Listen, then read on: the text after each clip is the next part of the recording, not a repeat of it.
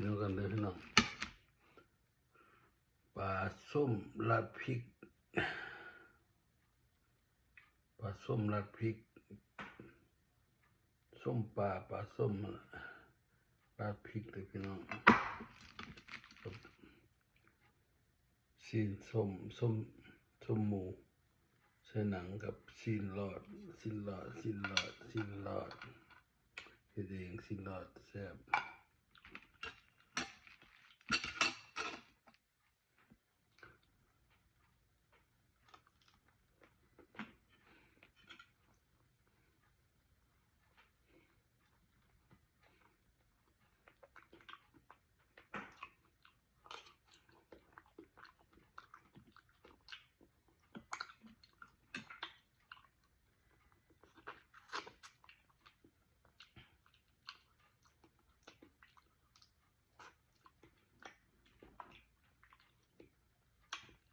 ลิ้น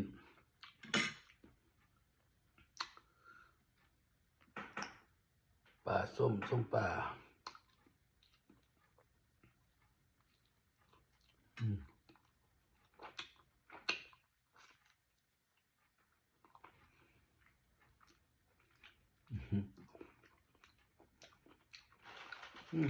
จะ